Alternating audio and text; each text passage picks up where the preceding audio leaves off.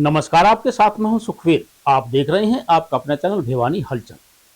सबसे पहले की नजर आज की न्यूज हेडलाइंस पर। रेड क्रॉस भवन में 29 दिव्यांगजनों को सहायक उपकरण वितरित। हरियाणा शिक्षा बोर्ड की 10वीं की परीक्षा में अनियमितता, सेंटर की परीक्षा रद्द। शाइन स्कॉलरशिप टेस्ट आयोजित, 3500 से ज्यादा विद्यार्थियों ने लिया हिस्सा। 10 करोड़ की लागत से 6 माह में पूरा होगा विकास कार्य, कहा भवानी प्रताप सिंह ने। जाटू लोहारी में रास्ता पक्का करवाए जाने की मांग पर उपायुक्त ने दिए निर्देश। एआई रेजिलेंस और इंक्लूसिव ग्रोथ पर 2 दिवसीय राष्ट्रीय सम्मेलन आयोजित। अब खबरें विस्तार से। जिला रेड क्रॉस सोसाइटी के द्वारा दिव्यांगों को कृत्रिम अंग वितरण के लिए शिविर का आयोजन किया गया। शिविर के मुख्य अतिथि उपायुक्त एवं रेड क्रॉस अध्यक्ष साहिल गुप्ता ने फूल माला पहनाकर दिव्यांगजनों का सम्मान किया। दिव्यांगजनों को सहायक उपकरण वितरण करने के बाद उपायुक्त ने कहा कि उपकरणों की सहायता से उनकी कार्य क्षमता बढ़ेगी और जीवन सरल होगा। रेड क्रॉस अध्यक्ष ने दिव्यांगजनों को 80 सहायक उपकरण वितरित किए। उपायुक्त साहिल गुप्ता ने कहा कि सहायक उपकरणों के वितरण से दिव्यांगजनों की गतिशीलता बढ़ेगी और उनका जीवन सरल होगा। उन्होंने इस पुनीत कार्य के लिए अरावली पावर कंपनी और एल्मिको के प्रयासों की सराहना की। इस पहल का मुख्य उद्देश्य दिव्यांगजनों की जीवन शैली में सुधार कर उन्हें समाज की मुख्य धारा से जोड़ना है। इस मौके पर सचिव प्रदीप कुमार ने बताया कि भारत सरकार के उपक्रम एल्मिको द्वारा दिसंबर 2025 में भिवानी की सभी खड़ों में विशेष परीक्षण शिविर लगाए गए थे। इन शिविरों में विशेषज्ञों द्वारा जांच के बाद कुल 29 लाभार्थियों को चिन्हित किया गया था, जिन्हें उनकी आवश्यकता अनुसार उपकरण सौंपे गए। समारोह के दौरान कुल 80 सहायक उपकरण वितरित किए गए, जिनकी कुल अनुमानित लागत 18,24,198 रुपए रही। उन्होंने बताया कि वितरित किए गए उपकरणों में 15 motorcycle, tricycle, 5 folding wheelchair, 12 Baisakhi, 5 walking stick, 1 रोलेंटर, 6 walker व 35 कृत्रिम अंग वितरित किए गए। मेरा नाम जोगेंद्र, गांव मटेला कला। आज यहाँ पहुंचे हैं, क्या मिला है, किस तरह फायदेमंद? फायदेमंद तो है ही। एक तो ये रिक्शे मिले ही और एक ये पैर चढ़ा है थोड़ा। तो किस तरह दिक्कत हो गई थी? अब ये सर्दी बरसात में एक दीवार गिर गई थी और मेरा पैर चला गया और हैंडीकैप हो गया था। अब ये किस तरह फायदेमंद? फायदेमंद तो ये है, मेरे चलने के लिए लायक हो गया। और सरकार की दवाई? हाँ जी, सरकार की तरफ से बहुत अच्छा है। मैं न जाता हूँ जी भिवानी से। तो आज आप यहाँ पर क्या सुविधा मिली है? बहुत कुछ सुविधा है जी, जिस तरह रिक्शा बैटरी वाला, जैसे मेरे को जो जरूरत पड़ता पैर हो गया, जिस तरह और सामान मिला। किस तरह दिक्कत हो गई थी? मेरा ये दिक्कत हो गया थी, शीशा लग गया था, वही वजह से मेरा खराब हो गया। तो अब रिक्शा मिलेगी और क्या क्या मिलेगा? जिस तरह पैर हो गया जी, डोगा हो गया जी, क्या मिलेगा। नकल रहित वार्षिक परीक्षाओं के संचालन के प्रति कटिबद्ध हरियाणा विद्यालय शिक्षा बोर्ड प्रशासन परीक्षा केंद्र पर छापे मारकर परीक्षाओं के संचालन में लापरवाही व नकल के खिलाफ सख्त कदम उठा रहा है। इस बारे में बोर्ड चेयरमैन डॉक्टर पवन कुमार ने बताया कि 28 फरवरी को जींद जिले के झमोला गांव के परीक्षा केंद्र पर मिली लापरवाही व नकल के खिलाफ कार्रवाई करते हुए 10वीं की परीक्षा को रद्द कर दिया गया है। उन्होंने बताया कि रद्द की गई परीक्षा जुलाना के गवर्नमेंट स्कूल में बोर्ड द्वारा निर्धारित तिथि पर आयोजित करवाई जाएगी। इस मामले के जिम्मेदार अधिकारियों और कर्मचारियों के खिलाफ कड़ी कार्रवाई करने के आदेश जारी किए गए हैं। हरियाणा विद्यालय शिक्षा बोर्ड की 10वीं की हिंदी की परीक्षा को रद्द कर दिया गया है। जानकारी के अनुसार जींद के गांव झमोला के स्कूल में चपरासी के मोबाइल फोन में पेपर का सॉल्यूशन प्राप्त हुआ, जिसके चलते यह कदम उठाया गया। बोर्ड चेयरमैन ने इस मामले में सख्त कार्रवाई के आदेश दिए हैं। उन्होंने बताया कि जींद जिले के कई सेंटर में छापेमारी की गई और लापरवाह अधिकारी व कर्मचारियों के खिलाफ सख्त कार्रवाई अमल में लाई जाएगी। कहा कि अब परीक्षाएं शांतिपूर्ण ढंग से संचालित हो रही हैं। 16 मार्च को मैं government girls senior secondary school Julana में औचक निरीक्षण किया गया परीक्षा केंद्र का, जहां पर 2 परीक्षा केंद्र यहाँ ब्लॉक 1 और ब्लॉक 2 में चल रहे हैं। परीक्षा बहुत ही शांतिपूर्वक चल रही है। बल्कि मैं तो ये कहना चाहूँगा कि जो पुलिस प्रशासन ने जिस प्रकार से, जिस मुस्तैदी से पूरे राज्य में आज के दिन परीक्षाओं के केंद्रों के चारों ओर 163 धारा का जो पालन करते हुए कंट्रोल कर रखा है, बड़ा ही प्रशंसनीय है। और अंदर भी जो सुप्रीम चीफ हैं, प्रिंसिपल साहब हैं यहाँ के स्कूल के, इन्होंने काफ़ी अच्छा व्यवस्था जो कर रखी है, कंट्रोल बहुत अच्छा है, बड़ा अच्छा लगा। बल्कि परीक्षार्थी परीक्षा केंद्र में, अंदर परीक्षा कक्ष में जो गए हुए हैं, एवं उनकी तलाशी स्तर तक यहाँ ले रखी है कि जूते वगैरह भी उन्होंने बाहर उतार रखे हैं, जो कि वास्तव में बड़ा अच्छा एक इम्प्रेशन ये जाता है। गांव आसलवास दुबिया के सरस्वती विद्या विहार परिसर में विद्यार्थियों को बेहतरीन शिक्षा उपलब्ध करवाने के उद्देश्य को लेकर साइंस स्कॉलरशिप टेस्ट आयोजित किया गया। स्कॉलरशिप टेस्ट में दूर दूर से पहुंचे करीब 3500 से अधिक विद्यार्थियों ने भाग लिया। इस अवसर पर मुख्य अतिथि सीबीएलयू की वाइस चांसलर प्रोफेसर दीप्ति धर्मानी ने पहुंचकर बच्चों का हौसला बढ़ाया। उन्होंने कहा कि विद्यालय प्रशासन के द्वारा गरीब अमीर के भेदभाव को खत्म करके स्कॉलरशिप देने की पहल से प्रत्येक अभिभावक को अपने बच्चों को आधुनिक तकनीक पर आधारित शिक्षा दिलवाने का अवसर मिल सकेगा। सरस्वती विद्या विहार द्वारा शाइन स्कॉलरशिप टेस्ट के माध्यम से विद्यार्थियों को अपनी प्रतिभा दिखाने का मौका मिला। टेस्ट में बेहतरीन प्रदर्शन करने वाले विद्यार्थियों को लाखों रुपए के इनाम देकर सम्मानित किया गया। कार्यक्रम का उद्देश्य बच्चों को प्रतियोगी माहौल देना और उन्हें शिक्षा के क्षेत्र में आगे बढ़ने के लिए प्रेरित करना था। स्कूल प्रबंधन का कहना है कि इस तरह के स्कॉलरशिप टेस्ट बच्चों को अपने भविष्य को संवारने का एक सुनहरा अवसर प्रदान करते हैं। इस दौरान विद्यार्थियों, अभिभावकों और शिक्षकों में खासा उत्साह देखने को मिला। विजेता विद्यार्थियों को मंच पर सम्मानित कर उनका हौसला बढ़ाया गया और उनके उज्जवल भविष्य की कामना भी की गई। है और मैं सहारनपुर से आई हूँ और मैंने यहाँ पेपर के लिए स्कॉलरशिप के पेपर के लिए अप्लाई किया था और पेपर बहुत ही अच्छा गया और आसान भी था, ज़्यादा डिफिकल्ट भी नहीं था। और यहाँ के रिफेयर के बारे में मैंने सुना है, तो यहाँ से भी मतलब बहुत बाहर से कंपनी आई है, उनसे बहुत सारी इन्फॉर्मेशन मिली है बारह अपलोड पढ़ने के लिए। तो यहाँ पे अगर किसी को बच्चे को और भी एडमिशन लेना हो, स्कॉलरशिप टेस्ट के लिए आई हूँ। बहुत अच्छा ये टेस्ट ऑर्गेनाइज करवा रखा है। मेरी सभी प्राइवेट एजुकेशन की रिक्वेस्ट है कि ऐसे टेस्ट बच्चों के लिए ऑर्गेनाइज करवाते रहे, जिससे बच्चों का हौसला बढ़ते रहे और बच्चे और ज्यादा मेहनत और लगन से अपनी पढ़ाई पे फोकस करें, so that they can achieve something in their future. ना और not in future, they get exposure. I must say that कि उनको एक्सपोजर मिलता है कि कहीं नई जगह वो जा रहे हैं, कि नई मैनेजमेंट के साथ वो डील कर रहे हैं, कि उन्हें कैसे जाना है, कैसे आना है। मेरा नाम राजकुमार है, मैं गाँव के पानी से हूँ और मैं अपने बच्चे को 9th क्लास का लवेश उसको एग्जाम दिलाने आया था। उसके बाद कुछ ही मिनटों में रिजल्ट अनाउंस हो जाएगा और हमें पूरा विश्वास है अपने लड़के पे अच्छी पोजीशन लेके आएगा। कोई पैसा नहीं, कोई ट्रांसपोर्ट भी फ्री। तो क्या कहते हैं, यहाँ से इवेंट होनी चाहिए, यहाँ से इवेंट होनी चाहिए, बिल्कुल होना चाहिए। उससे बालकों के अंदर जो कॉन्फिडेंस लेवल हाई होता है, इतने बच्चे बैठे हैं, कंपटीशन देगा तो आगे चल के जो फ्यूचर में कहीं भी वो टेस्ट देने जाएगा तो उसको हिचकिचाहट नाम की कोई चीज़ नहीं रहेगी। सर, आज का जो हमारा साइन 2026 स्कॉलरशिप एग्ज़ाम था और जो साथ में हमने जो कैरियर फेयर यहाँ पे लगाया हुआ था, दोनों ही बहुत ही अच्छे प्रोग्राम हुए हैं, दोनों का सफल आयोजन हुआ है। इसमें पेरेंट्स का और जो बच्चे हैं उनका बहुत बड़ा सहयोग हमें मिला है। आज इस एग्ज़ाम के अंदर 3500 से ज़्यादा बच्चों ने पार्टिसिपेट किया है, तो ये इस चीज़ को दर्शाता है कि लोगों की और बच्चों की जो है सरस्वती विद्या विहार में एक अपनी अहम जो है ना, हम कह सकते हैं कि उनका विश्वास है सरस्वती विद्या विहार में, जिसके कारण इतने बच्चे आए हैं। इसका मतलब हमारे सरस्वती विद्या विहार के अंदर एजुकेशन के मामले में डिस्ट्रिक्ट भिवानी में ये टॉप में रहता है। एजुकेशन के साथ साथ डिसिप्लिन और मॉरल वैल्यूज़ पे विशेष फोकस रहता है। और इस सेशन से बहुत कुछ नया हम स्टार्ट करने जा रहे हैं, जिसमें स्पोर्ट्स वगैरह की डिफरेंट एक्टिविटीज़ हैं जो बच्चे कर सकते हैं, उनके लिए भी ये फैसिलिटीज़ मिलेंगी।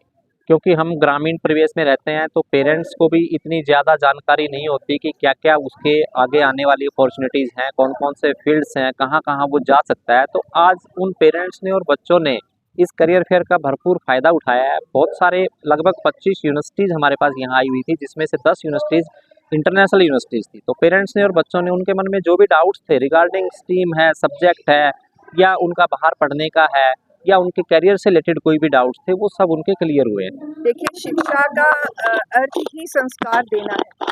ज्ञान और संस्कार दोनों जो है दो आंखों की तरह है और two eyes make one vision.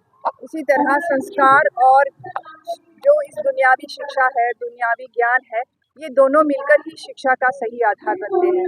मैं सभी विद्यालयों के मैनेजिंग कमेटी से भी मैं प्रार्थना करूंगी कि वो शिक्षा को संस्कारों से जोड़ें, बच्चे को कौशल दें, बच्चे को ज्ञान दें और ज्ञान का सही उपयोग करने के लिए संस्कारित करें। ग्रामीण तबके के एक विद्यालय में आपने पदार्पण किया, आपने काफ़ी मोटिवेशनल स्पीच भी दिया मैम। जो बच्चे जो है जो पौध होते हैं, बच्चों को किस तरह से पाला पोसा जाए, किस तरह से शिक्षित किया जाए, उन तमाम चीज़ों पर आपने चर्चा की। आपको नहीं लगता कि स्कूली पाठ्यक्रम में शामिल होने के बावजूद अभी विकृतियाँ आ रही हैं तमाम चीज़ों? शिक्षा का आधार केवल सिलेबस नहीं होता है। मुझे लगता है शिक्षा का आधार उसके अध्यापक होते हैं और यहाँ विद्यालय में आकर मुझे बहुत अच्छा लगा है। इन्होंने जंगल में मंगल कर रखा है और मुझे उम्मीद है कि जितनी मेहनत और जिस तरह का पोषण ये बच्चों का कर रहे हैं सांस्कृतिक रूप से, बच्चे यहाँ के बहुत अच्छे आगे अपने जीवन में सफल होंगे और हम सब का नाम रोशन करेंगे। मेहनत की कोई there is no shortcut to success except hard work. मैं सभी को ये कहूँगी, चाहे वो मैनेजिंग कमेटी हो, चाहे वो अध्यापक हो, चाहे वो स्टूडेंट हो, मेहनत ही आपके हाथ में है। भिवानी शहर को ऐतिहासिक पहचान देने और इसके सौंदर्यीकरण को लेकर नगर परिषद कार्यालय में हाउस मीटिंग की गई।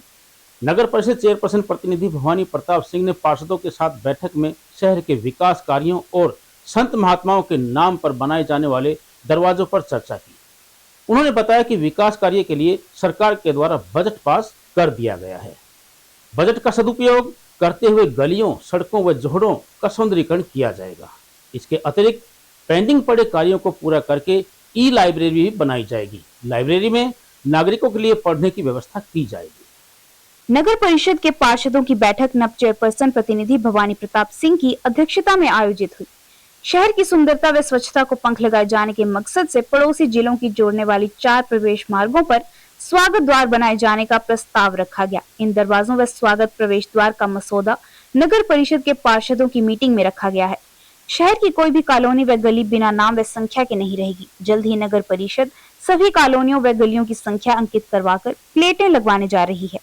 इस योजना का खाका नप के पार्षदों की आयोजित बैठक में प्रस्तुत किया गया। योजना की अमली जामा पहनाने से पहले सभी कॉलोनियों का नप में पंजीकरण किया जाएगा और गलियों की संख्या जांची जाएगी। इसके लिए नगर परिषद के कर्मचारी शहर की सभी कॉलोनियों का सर्वे करवाएंगे और गलियों की गिनती करवाएंगे। नप चेयरपर्सन प्रतिनिधि भवानी प्रताप सिंह ने बताया कि शहर का विकास कार्य पूरे जोर शोर से चल रहे हैं। शहर का कोई भी क्षेत्र विकास कार्यों से अछूता नहीं है। अगर किसी पास कोई सार्वजनिक कार्य है तो वे लेकर आए, उनको तत्काल पूरा करवाया जाएगा। उन्होंने बताया कि अगले 6 माह के भीतर कोई भी विकास कार्य अधूरा नहीं रहेगा। उनका प्रयास है कि शहर की सुंदरता व स्वच्छता को पंख लगे। बजट हाउस की सामान्य मीटिंग बजट को पास कराने के लिए बुलाई गई थी, जिसमें सभी माननीय पार्षदगण, माननीय उपाध्यक्ष महोदय, अध्यक्ष महोदय सब उपस्थित थे और बहुत ही खुशनुमा माहौल में ये मीटिंग हुई है। और जो भी हमने बजट पास किया है उसको सर्वसम्मति से पूरे बजट ने उसको पास करने का काम किया है। इस साल का बजट हमने 124 करोड़ 31 लाख का रखा है, जो पिछले साल की तुलना में 5 करोड़ लगभग 5 करोड़ ज़्यादा है। देखिए, इसकी पूरी संपूर्ण रूपरेखा बनती है। मेनली तो इसमें जो गलियों के काम है, सड़कों के काम है, ब्यूटिफिकेशन का काम है, रिपेयरिंग का काम है, कोई भी जो है हमारे किसी भी वार्ड के अंदर जोड़ हैं उनकी सौंदर्यकरण है और शहर के अंदर लाइटें लगाने का काम है। तो इस तरह के काम मिला करके पूरा ये डेवलपमेंटल वर्क्स है, उसको भी बजट को भी हमने इस साल 4 करोड़ बढ़ाया है। तो वो भी हमारा डेवलपमेंट वर्क्स का 37 करोड़ का हमारा अक्टूबर बजट है। इसमें जो भी पार्षदों ने अपनी समस्याएं रखी हैं, जो भी उनके काम जो पेंडिंग हैं, उनको हम थोड़ा सा गति देंगे और शहर के अंदर सफाई के क्षेत्र में, डेवलपमेंट के क्षेत्र में निरंतर काम हो रहा है। प्रधान जी इसके लिए तत्पर हैं। पूरे जो पार्षदों का सहयोग हमें मिलता है और आप भी देखते होंगे अपने मीडिया के माध्यम से, अखबारों के माध्यम से खबरें हमारे पास आती रहती हैं कि शहर के अंदर जो सफाई के क्षेत्र में मतलब खास तौर पे काफ़ी अच्छा काम हुआ है और डेवलपमेंट के काम भी निरंतर प्रगति पर है। एक तो बजट की बैठक हुई है। बजट की बैठक में करीब 125 करोड़ का हमारा जो प्रस्तावित बजट था उसको हमने पास किया है। अब जैसे कि डीएम साहब ने बताया कि पिछले साल का जो हमारा बजट था, अभी 2026-27 का जो बजट रहेगा इसके अंदर और उसमें लगभग 5 करोड़ का हमारा बढ़ोतरी हुई है। और विकास कार्य इसमें और हमारा जो आय है, जो हमारा खर्चा रहेगा, सारा बजट के अंदर इसमें हमारा सदन के अंदर पटल पे रख के चर्चा की है और पूरा बजट सर्वसम्मति से सहमति से पास हमारा हुआ है। और अन्य विकास कार्यों की बात करें, सभी पार्षदों ने बहुत अच्छे एक आपसी प्रेम भाव से इस बैठक का हमारा सफल आयोजन हुआ है और कोई किसी प्रकार का कोई ऐसी कोई बात नहीं थी, कोई ऐसा कोई तनाव नहीं, कोई ऐसा कोई विशेष मुद्दा भी नहीं था। विकास कार्य प्रत्येक वार्ड के अंदर चले हुए हैं और चले हुए विकास कार्य सही पार्षद हमारे साथ खुशी हैं। और देखिए, बैठक तो आज सामान्य रूप से एक निश्चित तारीख पर तिथि भी की है, लेकिन ऐसी बैठकें हम निरंतर करते रहते हैं सही पार्षदों के साथ मिलकर के, और हमारे अधिकारीगण और हम सब मिलकर के प्रत्येक वार्ड के अंदर भी जाते हैं। तो वहाँ की समस्याओं जो होती हैं, समस्याओं का निराकरण एक समयबद्ध चरण से हम करें, इस प्रकार की हम योजना बनाते हैं। जब हम 24 घंटे तत्पर रहते हैं तो कोई मुद्दा विशेष रहता ही नहीं। हाँ, हल्का फुल्का हंसी मजाक के अंदर सारी बैठक का हमारा सारा समापन हुआ है। खेतों की ओर जाने वाले रास्ता पक्का करवाने की मांग को लेकर गांव लोहारी जाटू के ग्रामीण उपायुक्त से मिलने उनके कार्यालय पहुंचे। ग्रामीणों ने उपायुक्त को बताया कि उनके गांव से गिरावटी ढाणी तक का रास्ता कच्चा होने के कारण जल भराव हो जाता है। सड़क निर्माण से संबंधित ठेकेदार व अधिकारियों को शिकायत करने के बावजूद भी कोई समाधान नहीं हुआ है। ग्रामीणों ने रास्ते को शीघ्र पक्का करवाने की उपायुक्त से मांग की है। जाटू लोहारी के ग्रामीणों ने उपायुक्त को बताया कि करीब 1.5 साल पहले गांव लोहारी जाटू के हांसी रोड से लेकर घिरावटी की ढाणी तक 25 एकड़ की दूरी तक का रास्ता पक्का करने का टेंडर हुआ था। यह रास्ता 3 कदम चौड़ा है। ठेकेदार के पास बार बार सूचना देने के बावजूद भी वह कार्य शुरू नहीं कर रहा। विगत में ठेकेदार द्वारा रास्ते को पक्का करने का कार्य न करने की वजह से ही रास्ते पर जल भराव हुआ और खेतों में आना व जाना बंद हो गया। ग्रामीणों ने बताया कि इस दौरान कई बार ठेकेदार से फोन पर संपर्क किया गया, लेकिन उन्होंने इस तरफ कोई ध्यान नहीं दिया। साथ ही ग्रामीणों ने बताया कि सिंचाई विभाग ने खेतों का पानी निकालने के लिए मोटरें लगाई हुई हैं और रास्ते के साथ साथ एक नाला बना दिया। नाले से निकली मिट्टी को रास्ते पर डाल दिया, जगह जगह से कट लगा दिए। उन्होंने उपायुक्त से रास्ते को पक्का करने का टेंडर किसी दूसरी एजेंसी के नाम करने तथा रास्ते पर जो मिट्टी डाली गई है उस मिट्टी को वापस नाले में डालकर रास्ता खुलवाया जाने की मांग की, ताकि उनके खेतों में पहुंचने का रास्ता खुल सके। मेरा नाम सूर्य प्रताप है और मैं गांव जाटू लोहारी का निवासी हूं। गांव जाटू लोहारी के आज बुजुर्ग बूढ़े महिलाएं मिलकर सभी डीसी साहब के पास आए थे और डीसी साहब को हमारी गांव की एक ढाणी है, गिरावटी वाली ढाणी, उसका रास्ता, वरना उधर पानी है, ना बिजली है, ना रास्ता है। रास्ता का जो टेंडर होने के बावजूद भी ठेकेदार अपनी मनमानी कर रहा है और उसके बावजूद भी उस काम को शुरू नहीं कर रहा और उसको 7 से 8 महीने हो चुके। तो आज हमने डीसी साहब को अवगत करवाया। डीसी साहब ने तुरंत एक्शन लेते हुए जेडपी के एक्शन को बुला लिया है और एक्शन को इसके लिए उन्होंने कहा है कि थोड़ी देर में हम मिलेंगे और आपके आमने सामने इस चीज़ के लिए विषय में लेंगे। और मुझे पूरा विश्वास है कि प्रशासनिक रूप से पूरा सहयोग होगा, मगर जो पीछे मिले उसमें हमें कोई जवाब।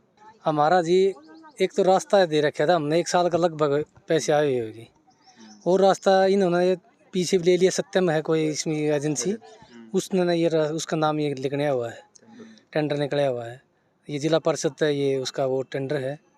तो वो रास्ता एक बार शुरू किया काम, पहले तो लपड़ा चौड़ा भीड़म उसमें अड़ जाए रखे हैं सारे किसान भाई। ईब कम हारो आज यार इनक शुरू करे, वो करे, फिर वो गोड़ा पोची करे, बोले उसने उससे बात कराएंगे, उससे बात करूँगा, तो रास्ता बना नहीं रहे। क्योंकि ये बेचारे खेत मरो हैं, ये तो 50 साल खेत मरने रहे, ये बेचारे दूध का काम करें, खेती बाड़ी का काम करें, तो रास्ता नहीं है। तो आप घराड़े उड़ रहे हैं, ये आदमी गाँव में रहे हैं, रात में डिलीवरी हो जाए और किमें हो जाए तो दिक्कत इनका तो बहुत वो हो जाए ना। तो हमारा गोर पक्की हो रही, गोर का टेंडर भी पास हो रहा है, उसमें ही खाई भी खुदवा दी ना। तो हमारे बड़का ने उसमें कोई सहारा भी लिखने का, दूध दाद लेके जा अपने खोया पे तो लेके गए हैं। कम से कम 9 महीने सारे हो गए जिस दिन से पानी भरा है, उस दिन से पशु कम से कम हमारे 20-25 पशु है। अब क्या आश्वासन क्या हमारी गौर, पहली बात तो ये हमारी गौर में रास्ता दो हमने भी, हमारे बच्चे और नहीं तो पैदल भी तो निकल सके। हमारा पैदल का भी रास्ता नहीं है, वो भी रास्ता हमारा बंद कराया हुआ है। उसमें सरपंच साहब ने ये खाई खुदवा दी ना। हमने सरपंच के दौरे फ़ोन कर लिया कई बार, वे नु कह दे होली के बाद में ठीक करवाएंगे, होली भी चली गई, सब कुछ चला गया, कुछ नहीं करवाया उनने ना। तो वहाँ कोई पुड़िया दबुआई खाई करवा रखी है, कहाँ से निकले हम। मिले तो सारे अफसर थे, हाँ भाई, डीसी साहब तो मिल लिए, बीडीओ तो मिल लिए, तहसीलदार तो मिल लिए, गणियाए तो मिल लिए भाई। एक्शन तो मिल लिए ठीक। और भाई रास्ता है हमारा, जुलाई में बारिश हुई थी, 9 महीने हो लिए हम सही परेशान हो रहे। हाँ मौका पचा के देख लो, कोई रास्ता नहीं किसी प्रकार का खेत में जाने का। चौगरदाव में पानी भरया है, आज भी हमारा ना तो गिलड़ी फसल हुई ना अगली बुई राग बुन की कोई समाधान नहीं ठीक। इतना पानी आज भी पानी है, खेत में जाके देख लो, सारे अफसरात मिल लिए, कोई हमारा समाधान नहीं, कोई हमारा मुआवजा नहीं, कोई रास्ता नहीं। एक ठेकेदार बनाया था रास्ते खातर, उसका टेंडर ठाया था भाई, वो नू कहे मेरे तो माटी गिरवा के दो गोर में माटी चाहिए मैंने कदे कि मैं कहे कदे कि हमारा कोई काम नहीं कराया। और ना वो करण का इच्छुक है, ना किसी ने करण देंदा, अगली पार्टी ने दे दे भाई तेरे ना बस की तो कि मैं बचता ही नहीं तो दूसरी पार्टी ने दे, किसी ने भी दो काम तो शुरू करवाओ हमारा। एडवोकेट राजेश सिंधु, मैं हरियाणा जागृति मोर्चा एनजीओ हूँ। ये दुर्भाग्य है हल्के का, जैसे कि दो नावों पे शिकार रहते हैं। जैसे कि हमारी सरकार बड़े बड़े लंबे चौड़े वायदे करती है, भाई खेतों के रास्ते तुरंत बना दिए जाएंगे, और यहाँ आप देखें ये एक सादी सामान्य सड़क का मामला छोटा सा ये सोल्व नहीं हो रहा। मेरी हल्का विधायक से और सरकार से मांग है कि समय रहते इसको ठीक करे, नहीं वरना ये लोग भोले वाले लोग दो नाव पे यानी कि सरकार के टच में भी और उसके खिलाफ बोलने की हिम्मत नहीं है। ऐसे में कब तक चुप रहेंगे लोग, बाहर आएंगे, रोडों पर आएंगे। ये भयभीत है अब भी प्रशासन से और शासन से और सरकार से। मेरा कहना ये है कि सरकार ने जाकर इसके बावजूद भी इतनी हालत खराब, जो जाटुल वारी की हालत खराब शायद भिवानी जिले में नहीं है। EITNS के ऑडिटोरियम में G20 smart future AI resilience and inclusive growth के विषय को लेकर 2 दिवसीय राष्ट्रीय सम्मेलन का आयोजन किया गया। सम्मेलन का शुभारंभ मुख्य अतिथि प्रोफेसर प्रदीप कुमार अहलावत, विशिष्ट अतिथि भावना शर्मा, संस्थान के निदेशक प्रोफेसर BK बेरा ने किया। इस अवसर पर सम्मेलन के संयोजक डॉक्टर मोनिका शर्मा और डॉक्टर अजय कुमार शर्मा ने बताया कि टेक्सटाइल एंड प्रौद्योगिकी क्षेत्र में AI नवाचार को बढ़ावा देगा। उनका AI के प्रयोग से रोजगार के संस्थानों पर किसी भी प्रकार का असर नहीं पड़ेगा।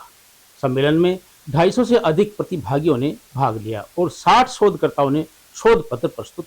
TITNS के निदेशक प्रोफेसर BK बेहरा ने कहा कि यह सम्मेलन न्यू एजुकेशन पॉलिसी 2020 और G20 की स्मार्ट फ्यूचर थीम के अनुरूप टेक्सटाइल एंड प्रौद्योगिकी क्षेत्र में AI आधारित नवाचार को बढ़ावा देगा। सम्मेलन के दौरान प्रबंधन अध्ययन विभाग के छात्र छात्राओं द्वारा प्रस्तुत सांस्कृतिक कार्यक्रम की रोचक प्रस्तुतियां, विशेषकर पारंपरिक एवं समयकालीन नृत्य, गायन तथा नाट्य प्रदर्शन ने सभी उपस्थित जनों को मंत्रमुग्ध कर दिया और सम्मेलन को एक सांस्कृतिक उत्सव का रंग प्रदान किया।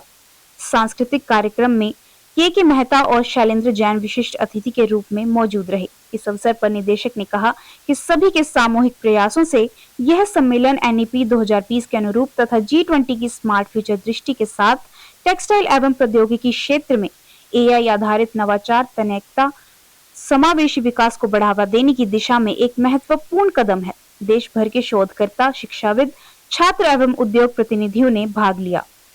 हमारे TIT कॉलेज के मैनेजमेंट डिपार्टमेंट द्वारा ये 2 दिन का नेशनल कॉन्फ्रेंस ऑर्गेनाइज किया गया है, जिसका थीम है G20 smart future, AI resilience and inclusive growth.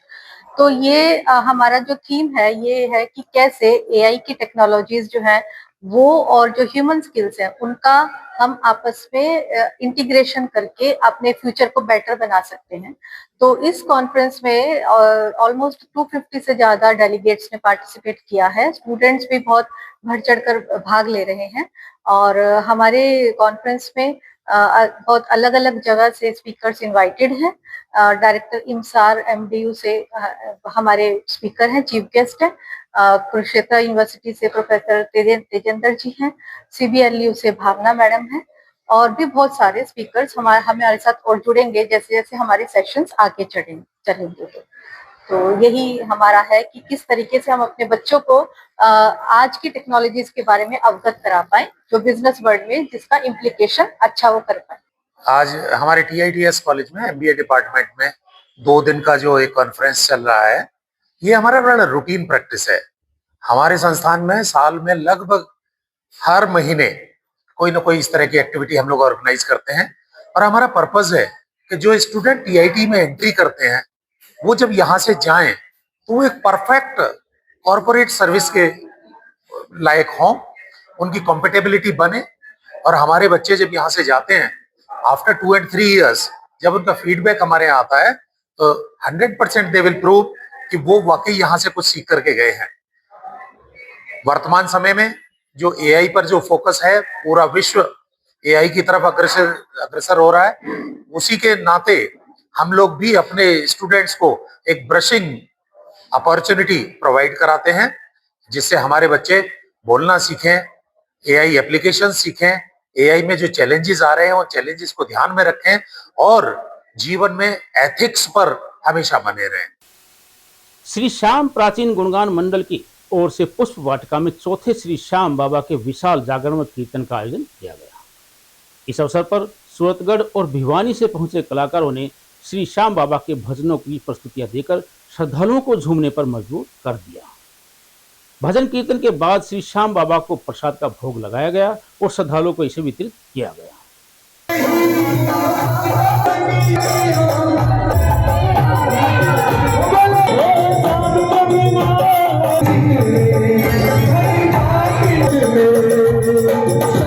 जबल खाटू नरेश की, लखदातार की, शीश के दाने की, हारे के सहारे की, सच्चे दरबार की, वीर हनुमान की, बाबा श्याम की कृपा से भिवानी के अंदर आज ये चौथा बाबा का विशाल कीर्तन व भंडारा श्री श्याम प्राचीन गुणगान मंडल की ओर से पुष्प वाटिका में हो रहा है।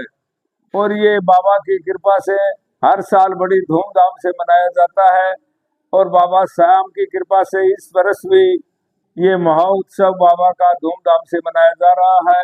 इसमें हमारे भिवानी के कलाकार भी बाबा के भजनों की प्रस्तुतियां दे रहे हैं और श्री श्याम दरबार सूरजगढ़ की ओर से हमारे जाने पहचाने बड़े बड़े कलाकार आज इसमें शामिल होने जा रहे हैं।